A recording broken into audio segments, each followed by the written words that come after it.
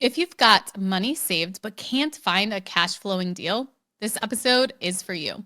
We're tackling investing in an overheated market, a risky hoarder house flip, and the strategy every rookie should be paying attention to in 2025. And today we're answering 3 rookie questions straight from our inbox. And these are real problems from real investors that they're facing right now. Again, from appraisal worries to strategies that are working in today's shifting market. We'll tackle these real world investment dilemmas and give you actionable advice you can implement today.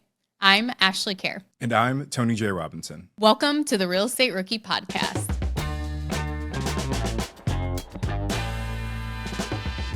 Okay, so our first question today is pulled from the BiggerPockets Forums, and this question says, for the past 6 months, I've been looking for houses, both single family and multifamily, that can produce at least a little bit of cash flow with around 20 to 30% down. However, I've started to realize that this is pretty much impossible these days. I currently have $110,000 sitting in my bank ready to be invested, but I just can't find anything that will at least produce a 3% cash on cash return. I've been looking for properties in and around Tampa, Orlando, and St. Pete, but I can't find anything that's worth it. Okay, so Tony, first of all, Florida, we're going to have to address the insurance rate here, but also the impending news headline that Florida is trying to cancel property taxes too. So there could be some relief for primary homeowners in Florida if they do just completely cut out property taxes. But you have to consider that's probably $1 billion line item that will have to be replaced somewhere else, and they'll just find another way to tax you on it, so you'll be paying it another way. I didn't see that headline that they're thinking about doing that. Yeah, so that's been something that's being discussed right now. But so that could be interesting for primary homeowners. It did specifically say that it would have to be your primary residence for the tax relief. So then as an investor, one of the options they could do is actually just triple your tax. And so maybe it's not the best for this person who wants this property as an investment. Yeah. Well, a couple things come to mind for me. First, like a 3% cash on cash return, I feel like is a very low bar. And I think the challenge may be more so around where you're looking than real estate as a strategy. I guess some context, right? Like a lot of markets across the country have exploded in terms of popularity over the last several years. And Florida's seen a lot of net migration just even outside of real estate investing. There's just a lot of people moving to Florida. There's definitely been strong demand in that market for housing. And I think because of that, you've probably seen prices increase faster than rents have increased in that market, right? So maybe prices have increased 30, 40, 50, maybe they've doubled in the last couple of years in some markets, but rents have only gone up, 5 or 10%, whatever it may be. So I think over time, hopefully we'll start to find that balance again where the rental rates you can demand start to get back in line with the actual value of these homes. Maybe it doesn't, right? And maybe that's just like what Florida is moving forward. But I feel like that might be a bigger challenge than the strategy of real estate investing itself. Yeah. And one thing too is mentioned in here. He's saying that, when he can't find anything that produces a little bit of cash flow. But I'm curious as to when you say that, are you looking at what the asking price is and analyzing the deal based on that? Are you actually making offers as to where the deal will work and they're getting rejected? Because an asking price is not the purchase price. So there could be a room for negotiation where you can actually offer where your deal would work and get your offer accepted, and then the property does pencil out. So when you're looking at properties and you see the asking price and you analyze the deal using the BiggerPockets calculators, and you say, you know what, this deal doesn't work, it doesn't cash flow, I'm not getting the cash on cash return that I want, change the purchase price. That is the easiest number to change. You don't want to inflate the rental income. You don't want to decrease the expenses on the property, but change the purchase price. At what purchase price does this deal actually pencil out? And start making offers based on that assessment. So you have to be able to do that instead of saying no deals actually work, you can only say that if you are making offers and your offers aren't being accepted. You make an incredible point. Actually, I think for a lot of rookies, one of their biggest challenges is just that they don't get enough offers out. And there's this fear around, well, they're probably going to say no. And it's like, okay, well, who cares, right? I mean, the absolute worst case scenario of you submitting an offer that's lower than what they want is that they say no. They say no, thank you. And they leave it at that. The best case scenario is that they say yes by some miracle.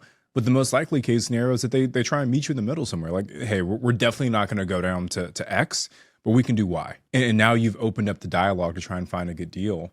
Actually, I was actually just talking with AJ Osborne earlier this week. And if you guys know AJ, he's been on the Rookie podcast, the BPRE as well, the real estate podcast. Really, really successful guy in the self-storage space.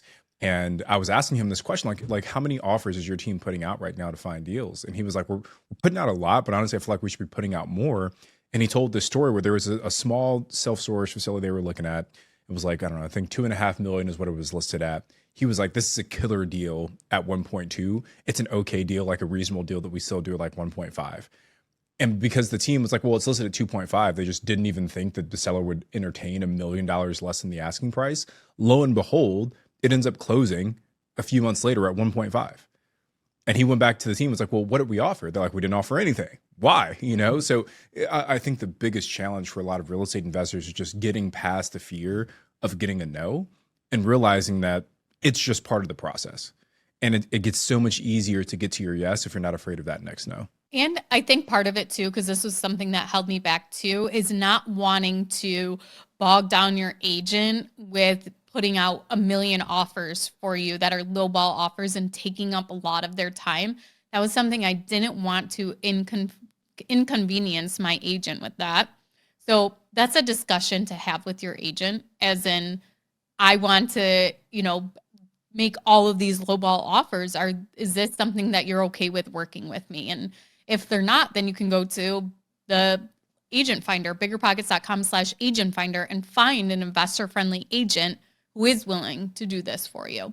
The next thing is that you can go ahead, you can get on the MLS as find out who the agent is that's representing the seller, send them a message, email them, call them and say, hey, would the seller be open to an offer around this amount? And they can let you know. And then if, the agent says, yeah, actually they might be, depending on the terms or whatever, then you can go to your agent and say, I want to write up a formal offer. And move forward with it that way too. So there's different ways to kind of approach the lowball offers, no matter the reason why you're not doing it. There's ways to overcome those excuses, I guess, as I have learned. And I think the only other thing that I'd add here is that, obviously I think a potential solution to getting better than a 3% return is just going out of state, going to some other location where the returns are better. Again, 19, 20,000 plus cities in the United States, there's a good chance that there's one or two out there that will allow you to get a better than 3% cash on cash return. But if for whatever reason you're just really hyper focused on investing in your own backyard, then I think maybe entertain different strategies to invest.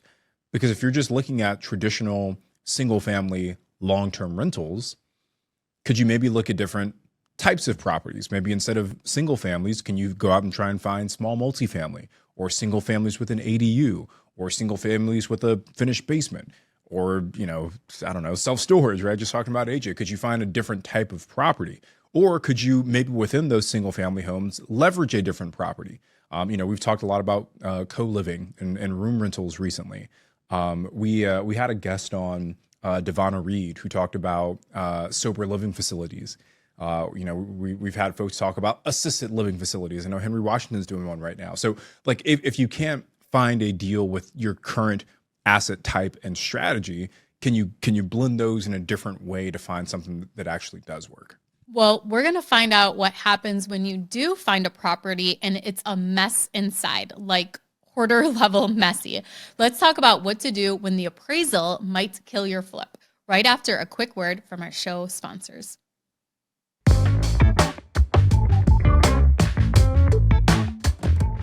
Okay, welcome back to the show. Tony, what's our second question today? All right, so our next question says, we're trying to buy an off-market hoarder house flip. The seller wants an appraisal to set the price, but the house is full of clutter and will need a new roof, AC, and basically a full reno. I've run my comps, but I'm worried that the appraisal might come in too high and kill the deal. What should I do? This is really interesting. Like the seller requesting an appraisal. Well, let me ask, Ashley, has that ever happened to you before? Like if you've done an off-market transaction where the seller wanted their own appraisal? No, but I have had it where they had like an appraisal in the past, like even years ago.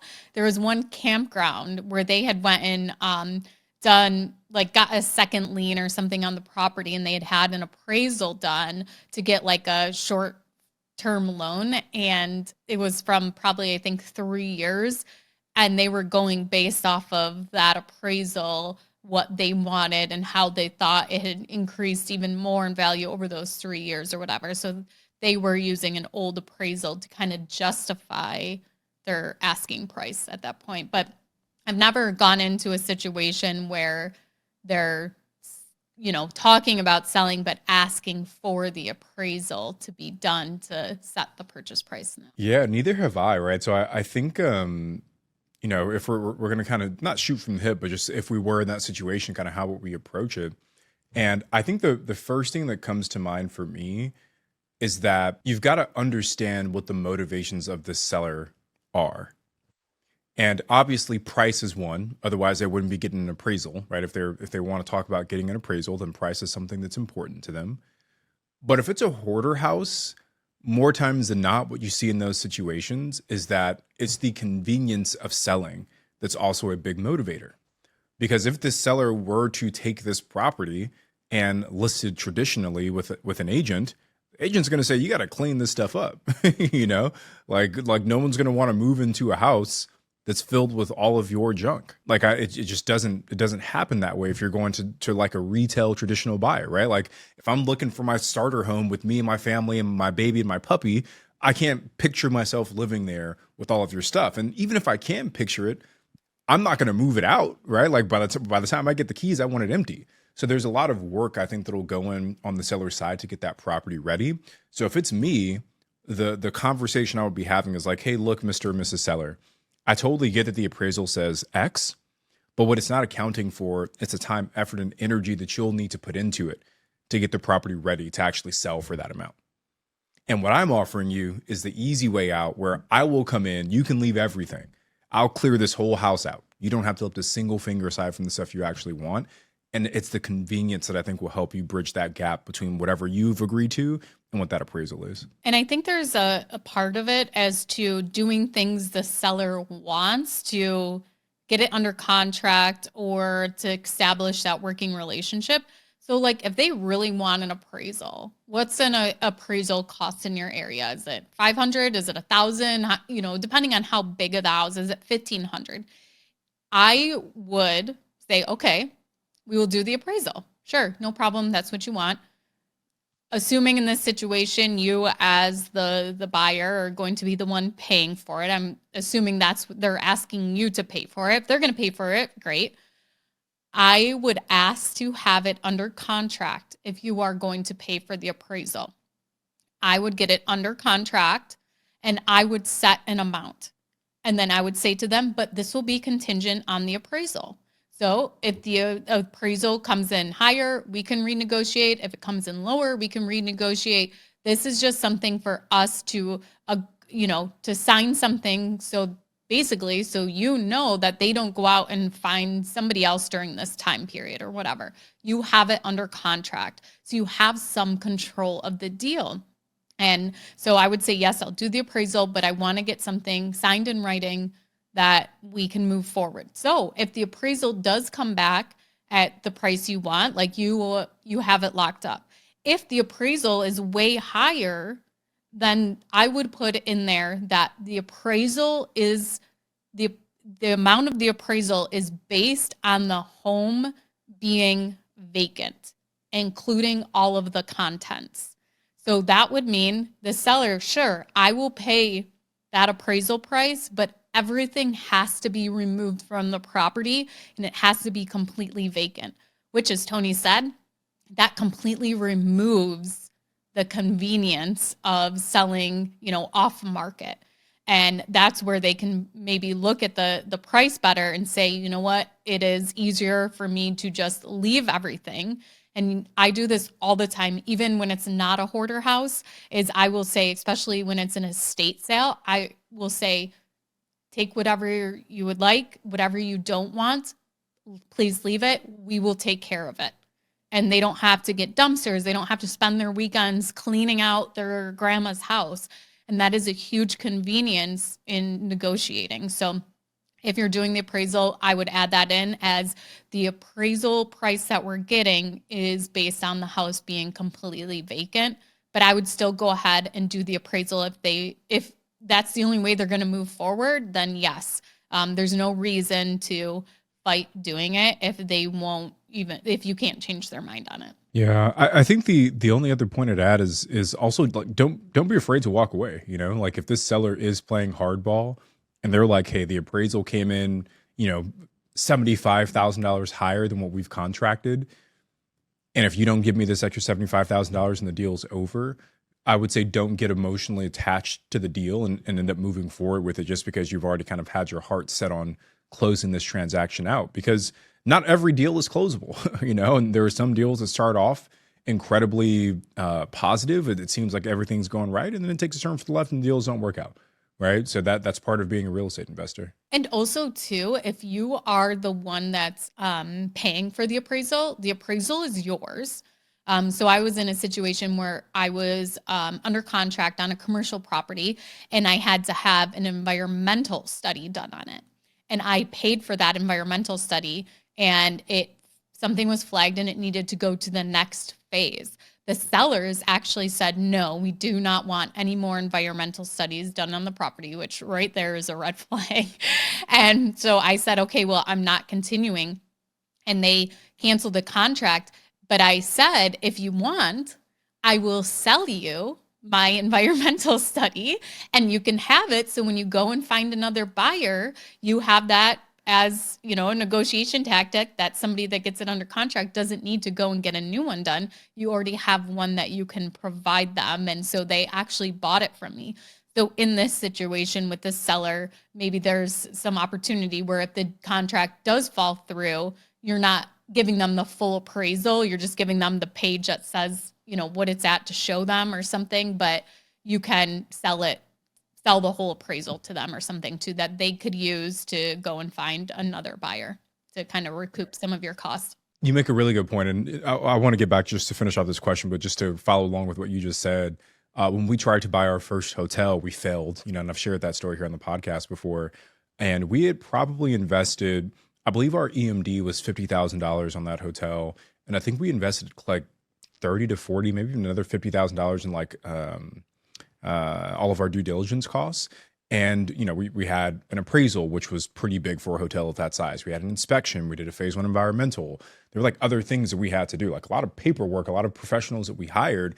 And in order for us to negotiate to get back our EMD, we did what you did, where we said, hey, look, we've already done all this due diligence. We'll give it all to you if you release our EMD. So we were able to walk away from that deal, keep our EMD in exchange for all the due diligence that we did. So just for anyone that's kind of like in that situation, all of the work that you do validating whether or not this is a good deal, that is an asset to the seller in their next transaction. And if you can leverage that to kind of help either move the deal in the right direction or at least get your money back, it's something to do. So the last point here is, regardless of what the appraisal comes back at, I think it's still beneficial for you as the buyer to do your own analysis, run your own comps, so you can educate the seller. And you can tell the seller, like, hey, look, I get what the appraisal said, but here's a business plan that I'm going to execute. And this is probably the business plan that most people looking to buy this house will execute as well. So the feedback that I'm giving you will be very similar to the type of feedback you get from any other potentially interested buyer. I need to buy your house at this number because it's going to cost me X in repairs. It's going to cost me Y in holding costs. I typically need to make a margin of at least Z for this deal to even make sense for me. And the property is going to sell for this number here. So if we back out of all these numbers, if I come up to this appraised amount, there's no way that this deal makes sense for me. And look, Mr. and Mrs. Seller, if it doesn't make sense for me, there's a good chance it's not going to make sense for anyone else because we're all looking at the same numbers. We're all looking at the same comps. So I think doing your own analysis and educating the seller on, hey, here's what the numbers actually say, it's harder to argue with that. Not saying that they won't. I'm just saying it's a little bit harder to argue with that. So running your own analysis is another tool in your tool belt here. Okay, so what if you're not flipping or buying in Florida? What if you're just trying to figure out the right strategy in this weird market? Let's talk about what's really working for investors right now. We're going to take a quick break before our last question, but while we're gone, be sure to subscribe to the Real Estate Rookie YouTube channel. You can find us at Real Estate Rookie. We'll be back with more after this.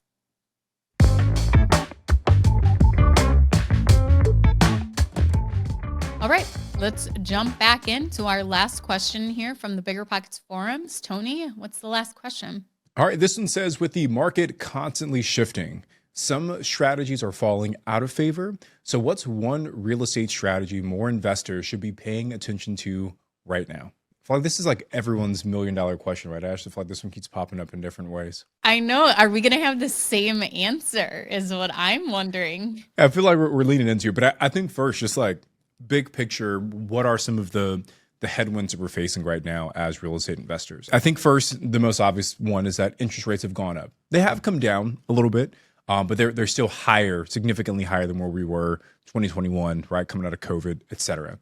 And more expensive interest means more expensive mortgage payments, which means less profits, right? So that there's less margin on the deals. The other piece is that a lot of sellers still haven't accepted that we're in this new state. And they're doing one of two things. Either A, they're listing at prices that are unreasonable and they're somewhat unwilling to negotiate. Not all, but some, right? So like there's just less flexibility on the seller side. And the second thing that folks are doing that is probably just as impactful is they're just not listing at all. They're like, I'm just going to hold on to this deal. I'm going to see where the market goes, which is reducing the supply of listings for sale. And if supply is low while demand is high, prices, there's some stickiness there, right? So I think we're kind of seeing it on both sides where less people looking to sell their homes, ones that are being less resistant to actually be flexible with their pricing. I think we have seen, just even for us, like as deals, deals that we've offered on, we are starting to see more flexibility come back, but it's definitely not, it's almost a buyer's market, it feels like, but not totally, So I think there's still some headwinds we're facing there. Yeah, I was just actually reading something this morning that said in February, new listings that hit the market were up 17% comparable to last February of 2024. So already we're seeing more and more properties being listed, which increases supply. So I will be curious as to where things end up. I did look at interest rates this morning too. And they're definitely starting to come down a little bit as you're making offers and things and getting financing and pre-approvals. Look at all of the different lending options. Well, as always, as pretty much it has always been, your best interest rate is going to be if it is your primary residence, which leads us to house hacking as an option. And I actually saw today that somebody commented on one of our YouTube videos and said, another dumb house hacking video. Is everybody getting sick of hearing house hacking as a strategy?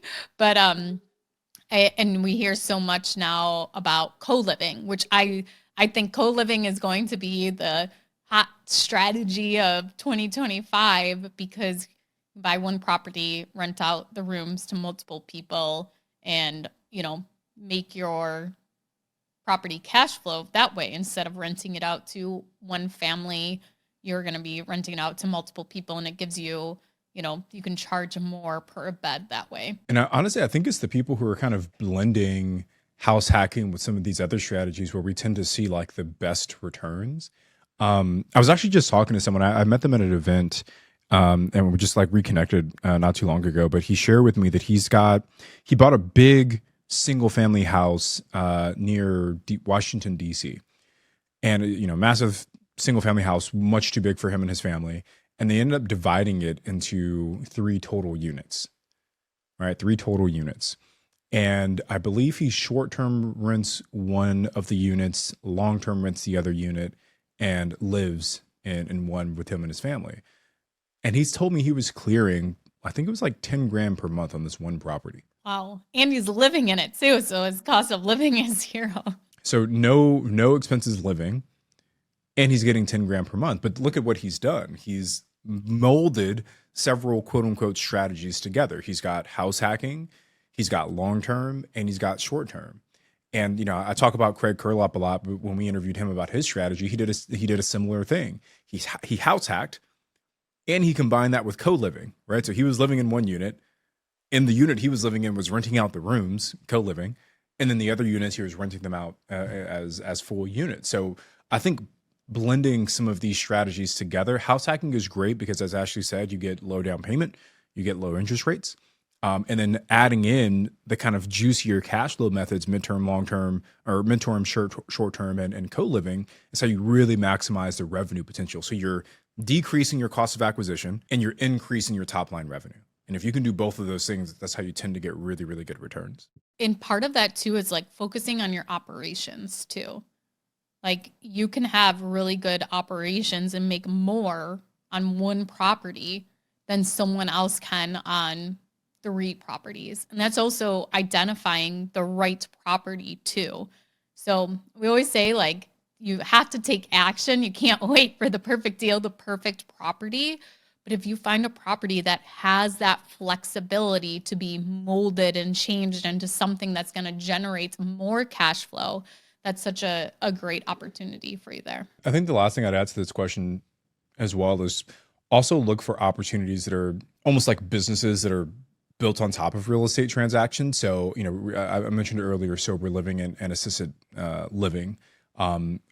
Actually, someone in my wife's family, they have a small portfolio of homes for disabled adults.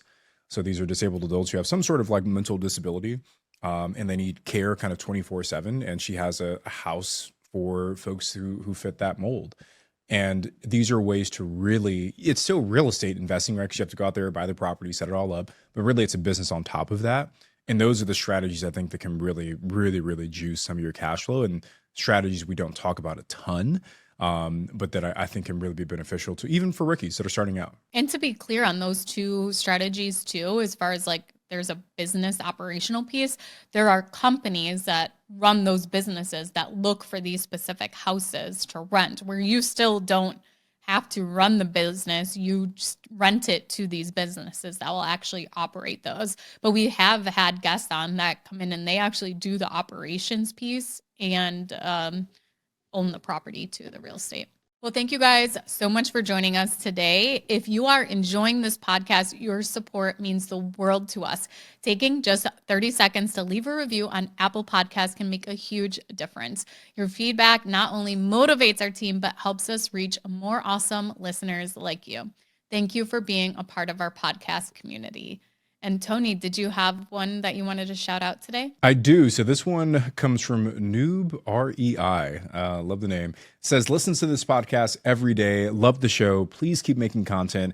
I need daily motivation from you guys. You are what keeps me going and dreaming. So appreciate that, Noob. And you are what keeps us going, right? Is knowing that folks like you are listening to the podcast. So the gratitude is reciprocated for sure. Tony, maybe we need to start doing like a daily podcast or like a daily voice memo, and everyone can sign up for a text message from you in the morning that's just in your calm, soothing voice. Good morning. It's time to start analyzing deals. You can do this. Something very some inspirational quote. You used to tell us all the time about your son and things you would tell him, these life lessons, these analogies. So you could basically take all of those that you've accumulated over his last 16 years and go ahead and put those into a little monologue to play for us all every morning to keep us motivated and inspired. I love that idea, and it's got like a real Severance type vibe to it. Do you watch Severance or no? I've watched like 2 of the episodes. Daryl's watching it, but I haven't really gotten to it. Best show on TV, but it's really got Severance vibes. I don't know if people will get sick of hearing my voice every single morning, but hey, rookies, if you want it, we'll make it happen. Well, thank you guys so much for listening. I'm Ashley and he's Tony, and we'll see you guys on the next episode.